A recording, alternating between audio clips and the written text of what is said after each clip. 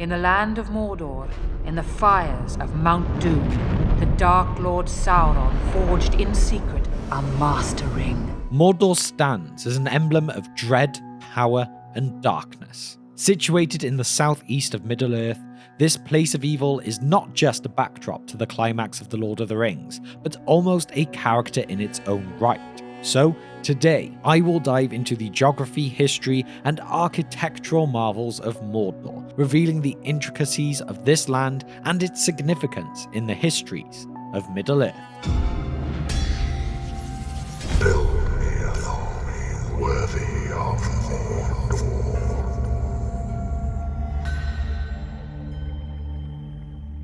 Remember everyone, if you find this video helpful, informative, or entertaining today, please remember to hit that subscribe button below. By subscribing, you'll never miss out on any of our latest videos, and you'll be supporting us to continue creating great content like this.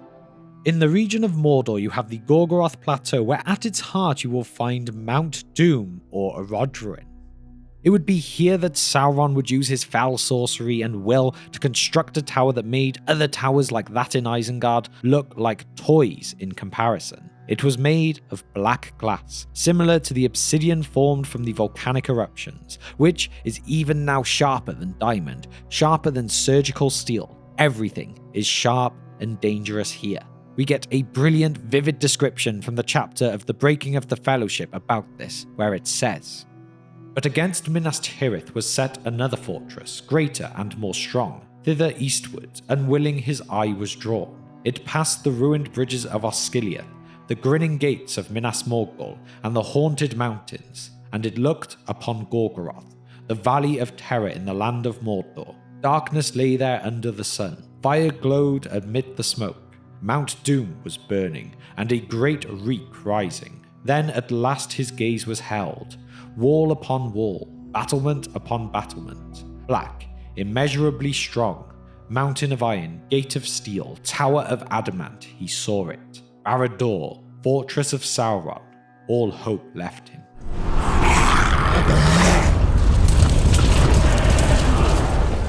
Mordor's vastness and true sphere of influence peaked in the Second Age. By the time of Sauron's attempted return to power in The Lord of the Rings, he is gathering but former strength, which had been an empire defended on three sides by mountain ranges, those of Ered Luthuli, or the Ash Mountains, to the north, and the Ephel Duath, or Mountains of Shadow, to the west and south.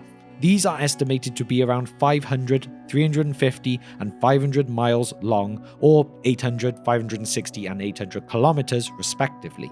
This means that a rough estimate of the area of Mordor is around 175,000 square miles. To put this into context, the UK is about 94,000 square miles, the state of California is about 156,000 square miles, and the country of Sweden would be the closest to its size at around 174,000 square miles. So, if you wanted to rebuild a life-size Mordor, you pretty much have to take over Sweden. But anyway, Mordor's geography is both imposing and diverse. Starting in the northwest, the deep valley of Udun serves as the sole entry point for large armies. This entrance is guarded by the imposing Black Gate of Mordor, strategically situated at the intersection of the Ash and Shadow mountain ranges. On either side of the Black Gate stood two strong, tall towers. The tower on the western side of the pass was called Narcost, and the tower on the eastern side of the pass was called Carcost. Together, they were called the Towers of the Teeth. Now, although the Black Gate itself was built by Sauron when he first chose Mordor as his base in the Second Age, contrary to popular belief, these two towers were erected by Gondor in the Third Age, very near to the beginning of it, to contain the evil within Mordor, making sure no outside evil ever returned there and no inside evil ever escaped. And then outside of these, you then get the expansive field of Dagorlad that stretched out for many miles beyond the gates. Now, back inside the gates, Sauron's primary stronghold, Barad-dûr, is nestled in the foothills of Ered Luthuli. South of this fortress, the arid plateau of Gorgoroth dominates, while further southeast, near the brackish waters of the Nirnan Sea, one can find a vast plateau known as Lithlad, or the Ash Plains. Another critical strategic point is the narrow pass through the Mountains of Shadow, overseen by the eerie fortress of Minas Morgul, once known as Minas Ithil. And if you would like to know why this changed, we do have a video on this subject.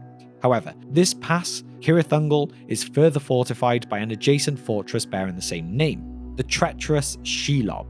The spawn of Ungoliant, the ancient spider, resides here, and her presence alone serves as a formidable deterrent to potential intruders, a fact that Sauron leveraged by allowing her to stay there.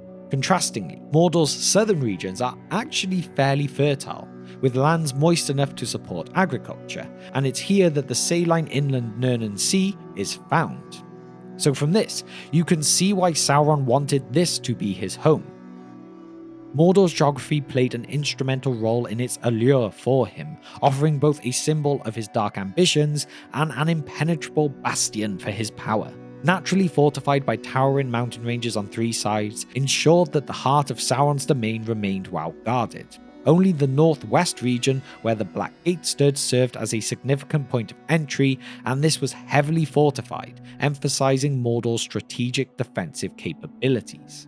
Furthermore, the heart of Mordor, the plateau of Gorgoroth, hosted Mount Doom, also known as Erodrin, the very furnace where the One Ring was forged. Its volcanic activity not only imbued Mordor with an aura of dread, but also prevented a tangible source of power and a symbolic heart to Sauron's dominion. Its central location ensured the One Ring's point of creation was deep within Sauron's territory, making attempts to unmake it perilous for adversaries. The barren and desolate landscapes of Mordor also made it inhospitable, ensuring that no major civilizations could establish themselves within its confines and challenge Sauron's supremacy. In contrast, the southern region of Nirn, with its fertile lands, provided the necessary resources to sustain those vast armies that Mordor held.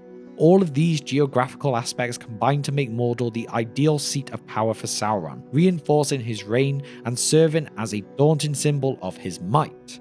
And one of the greatest symbols of all of these was, of course, his great fortress of Barad-dûr.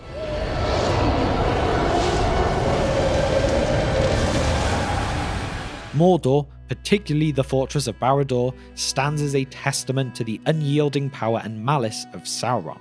Although the specifics about the interior of Barad-dûr remain elusive, being that no one that Sauron ever didn't want to leave ever did, we do know that from the vantage of Sauron's eye, one could witness the entrance to Samath Naur. The fortress itself was a colossal entity, complete with an imposing gate beneath a magnificent mountainous throne, numerous lava pits, and a veil of shadows that cloaked its expanse. This stronghold was fortified with walls, gates, and towers constructed of the unyielding adamant. The southern region of Mordor, known as Nirn, provided the labour that sustained Barad-dûr. Its inhabitants were enslaved for much of the Third Age. Their eventual liberation by Aragorn after the War of the Ring offers a glimmer of hope for Mordor's future as the Fourth Age dawns, but we will come back to this later. Externally, Barad-dûr was an architectural marvel that mirrored the atrocities committed within its walls. Its soaring and sheer towers, which, like I've said before, dwarfed even Isengard, concealed the horrors of the Black Pits, chambers of torture confirmed by Tolkien. The fortress wasn't just its towers though, it contained an intricate network of underground chambers, armories, and posts teeming with Sauron's forces, orcs, malevolent men, and the elite Black Uruks.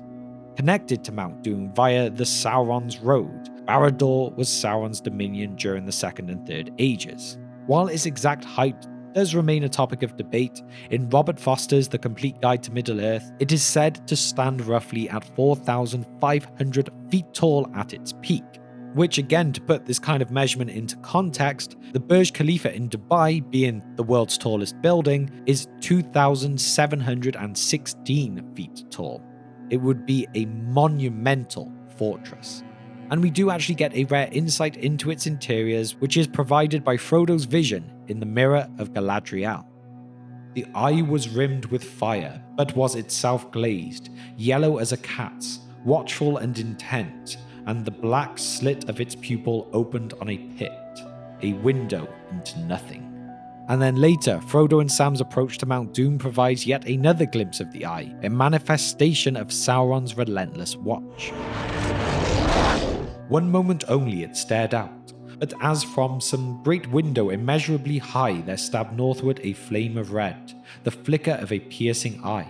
And then the shadows were furled again, and the terrible vision was removed. The eye was not turned to them, it was gazing north to where the captains of the west stood at bay, and thither all its malice was now bent, as the power moved to strike its deadly blow. But Frodo at that dreadful glimpse fell as one stricken mortally. In essence, Barad-dûr was more than just a tower. It was a sprawling complex rivaling modern cities in size. Its vast underground chambers, dungeons and courts, steeped in cruelty, would indeed make even Sauron's former master, Morgoth, proud.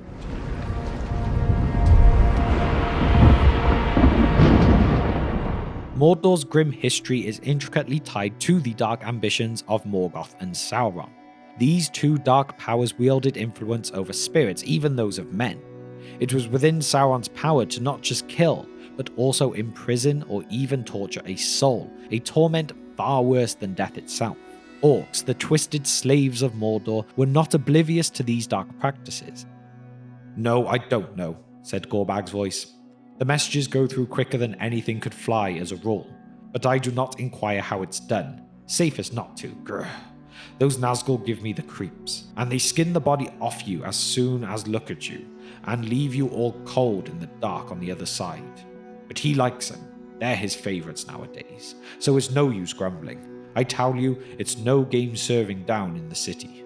Mordor's very creation traces back to the cataclysmic upheavals caused by Morgoth, shaped by colossal volcanic outbursts. The region was already known as Mordor during Sauron's time, named after its ominous volcano Barad-dûr, also known, as we said earlier, as Mount Doom. Sauron established his reign in Mordor a millennium after the First Age concluded.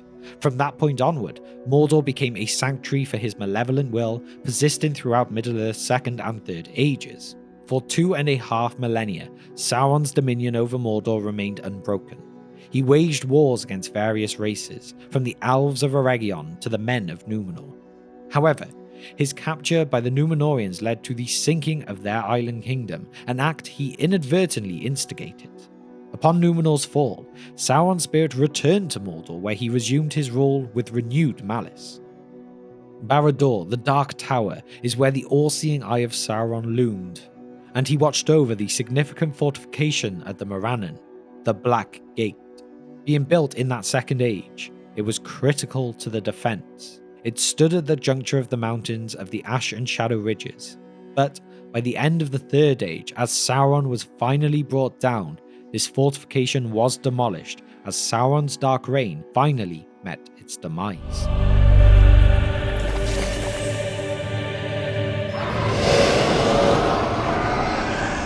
When it comes to it, and the One Ring is finally destroyed, Frodo and Sam have a terrible vision of what Mordor and Barad-dûr were inside. And there upon the dark threshold of the Samath Naur, high above the plains of Mordor, such wonder and terror came on him that he stood still forgetting all else, and gazed as one turned to stone. A brief vision he had of swirling cloud, and in the midst of its towers and battlements, tall as hills, founded upon a mighty mountain throne above immeasurable pits, great courts and dungeons, eyeless prisons sheer as cliffs, and gaping gates of steel and adamant, and then all passed.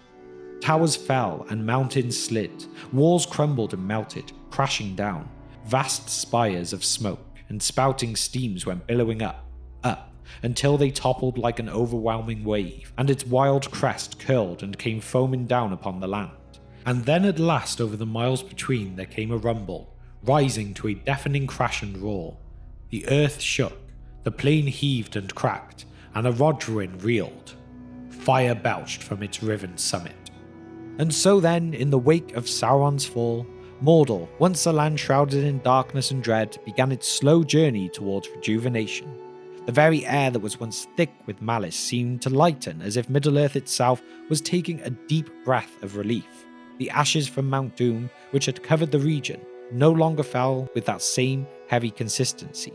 However, the scars of Sauron's dominion remained. The vast stretches of barren wasteland, the desolate plains devoid of vegetation, and the lingering presence of orcs and other malevolent creatures presented formidable challenges for any potential restoration. Yet, even in such desolation, hope managed to find its way. With Sauron's oppressive rule gone, the free peoples of Middle-earth looked to Mordor with a new perspective. Some saw it as a cautionary testament to the corrupting power of evil, while others saw an opportunity to reclaim and rehabilitate a lost land. Gradually, with the leadership of King Aragorn, various kingdoms ventured into Mordor, aiming to heal the land and integrate its remaining inhabitants into the larger fold of Middle-earth. While the road to recovery was long and fraught with challenges, Mordor stood as a poignant reminder that even the darkest of realms could find redemption and hope in a post-Sauron world. It's done. Yes, Mr. Frodo. It's over now. So there we have it. With its vast landscapes, towering fortresses, and intricate history, Mordor stands as a monumental testament to the complex interplay of power, ambition, and resilience in Middle-earth. A symbol of dread and dominance under Sauron, it also emerged as a land of potential and renewal in the aftermath of his downfall. While it may forever be etched in the history as the domain of darkness, its eventual transformation serves as a poignant reminder that even the most desolate places can find redemption. Through the lens of Mordor, J.R.R. Tolkien echoes the timeless message that while evil may seem invincible, it is always the spirit of hope, courage, and unity that ultimately prevails. With that now though, it is time for my question of the day, which is, would you like to see more videos like this on other locations, Lorien, Gondor, Mirkwood, or any others at all? Let me know all of your thoughts and suggestions on this in the comment section down below. And now to shout out our patrons. You guys are continuing to support our short film The Guard. We are making good progress and I cannot thank you all enough. We of course have the Fire Demon tier member of Nashith and the Wizard Staff tier members of Andrew and Hunter. So finally, if you've managed to reach the end of this video today and you really enjoyed what you've seen, then please do consider hitting that subscribe button and getting that bell icon with all notifications ticked so that you will know when all future uploads go up. And so, thank you for spending just some of your time with me today, and I will see you next time on The Broken Sword.